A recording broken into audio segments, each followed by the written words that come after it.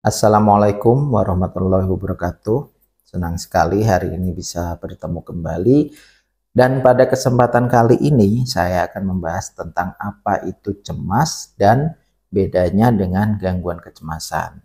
Jadi masih banyak teman-teman di luar sana yang belum mengerti apa itu cemas dan gangguan kecemasan. Sehingga ketika kita tidak tahu bedanya, maka akan sulit sekali untuk mengatasinya. Nah, kita bahas satu persatu. Yang pertama, cemas normal itu adalah cemas yang ada sebabnya. Jadi kalau Anda cemas karena akan ujian, maka Anda bisa dikatakan mengalami cemas yang normal.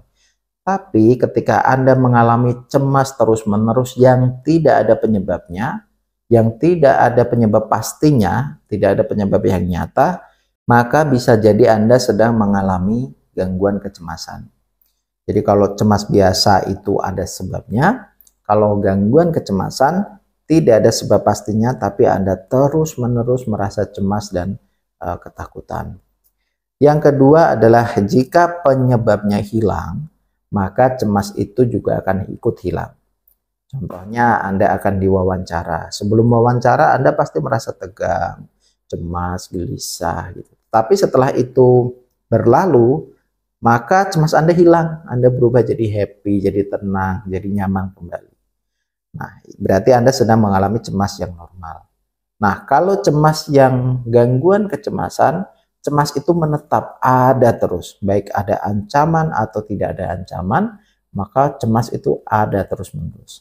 Bahkan ketika ada sesuatu yang mengancam atau menegangkan, maka cemasnya meningkat jauh lebih tinggi. Kemudian, cemas biasa itu tidak berpengaruh ke fisik. Kalaupun berpengaruh itu hanya sebentar, sekilas saja gitu ya. Jadi contohnya Anda cemas, kemudian keringat dingin, kemudian Anda ingin buang air kecil. Itu cemas biasa yang berpengaruh ke fisik tapi hanya sementara. Tapi kalau gangguan kecemasan dia bisa bersifat menetap. Bisa badannya jadi lemah, jadi lemas, seperti orang yang sakit, tidak bergairah, kemudian jadi bisa kena lambung, tidurnya sulit, dan lain sebagainya. Jadi cemas biasa itu berpengaruh ke fisik hanya sementara, tapi kalau gangguan kecemasan berpengaruhnya ke fisik itu terus-menerus. Berikutnya adalah kalau Anda mengalami cemas biasa, maka Anda tetap memiliki rasa bahagia. Contohnya setelah wawancara, setelah ujian, Anda cemas, tapi setelah itu selesai maka Anda happy. Anda nyaman, Anda bisa ketawa-ketawa dengan teman Anda. Tapi kalau Anda mengalami gangguan kecemasan, rasa bahagia itu hilang. Anda tidak memiliki rasa bahagia. Yang ada hanya sedih, murung, gelisah, memikirkan penyakit, memikirkan sesuatu yang tidak nyata. Merasa dirinya sakit parah, merasa dirinya benar-benar terpuruk dan lain sebagainya. Tapi ketika dicek di dokter, di lab, hasilnya itu normal, hasilnya itu bagus semuanya. Nah, kalau Anda mengalami itu, maka kemungkinan besar Anda sedang mengalami gangguan kecemasan. Kemudian kalau Anda sedang mengalami cemas biasa, maka rasa semangat dalam diri Anda itu masih ada. Anda masih optimis, masih ada rasa semangat, masih bisa berjuang. Kalaupun Anda merasa cemas itu hanya sementara saja. Tapi kalau bagi penderita gangguan kecemasan, maka hidupnya itu hanya diisi dengan rasa pesimis.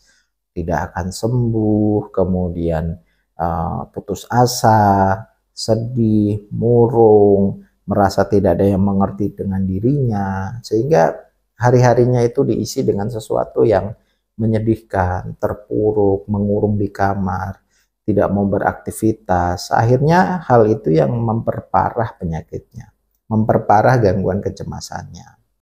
Berikutnya adalah keyakinan dan rasa percaya dirinya hilang. Jadi kalau orang berobat itu yakin kalau setelah diobati sembuh, setelah diterapi akan jadi sehat kembali. Tapi bagi penderita gangguan kecemasan, rasa yakin dan percaya dirinya itu hilang. Jadi pengen berobat ke sana, ke sana, ke sana, tetapi setelah diobati nanti rasa pesimisnya itu muncul. Proses terapi untuk gangguan kecemasan itu bertahap, ya. Jadi tidak instan, tidak langsung sembuh seketika, tapi ada prosesnya. Itulah biasanya yang dialami oleh penderita gangguan kecemasan. Serba takut, serba gelisah, serba khawatir, minum obat saja jadi takut, minum madu saja bisa jadi takut, makan makanan sembarangan juga serba takut. Akhirnya pikirannya diselimuti oleh rasa takut yang sebenarnya tidak perlu. Jadi itulah gangguan kecemasan yang sangat mengganggu ya, walaupun fisiknya terlihat sehat tapi dalamnya itu hancur gitu ya. Pikirannya kacau balau. Padahal fisiknya sehat. Ketika dicek di dokter dimanapun itu tidak ditemukan penyakit, tapi pikirannya, hatinya selalu galau terus-menerus. Jika Anda punya keluarga yang memiliki ciri-ciri seperti itu, berarti kemungkinan besarnya adalah keluarga Anda sedang mengalami yang namanya gangguan kecemasan. Gangguan kecemasan ini semakin lama akan semakin meningkat, semakin tinggi cemasnya, semakin tinggi gelisahnya, sehingga harus segera ditangani. Gangguan kecemasan ini adalah penyakit yang cukup berat bagi penderitanya karena selain fisik yang mengalami rasa kurang nyaman, mentalnya juga terganggu. Setiap hari gelisah tak menentu, perasaannya terpuruk, gelisah, khawatir, tetapi tidak tahu mengkhawatirkan apa. Kadang-kadang mengkhawatirkan penyakit, kadang-kadang takut mati. Padahal fisiknya sehat, tetapi dalam pikirannya selalu takut mati, takut sakit, gelisah, khawatir. Dengar berita buruk jadi takut, dengar ambulan lewat takut, dengar keluarga ada yang sakit, pikirannya udah kacau. Jadi itulah penderita kecemasan. Memang dalam dirinya hormon stresnya itu sedang tinggi. Jadi salah satu terapinya adalah dengan cara menurunkan hormon stresnya, kemudian pikirannya kita relaksasi sehingga pikirannya rileks, hormon stresnya turun, maka efeknya cemasnya turun. Jadi itulah sekilas tentang cemas dan gangguan kecemasan.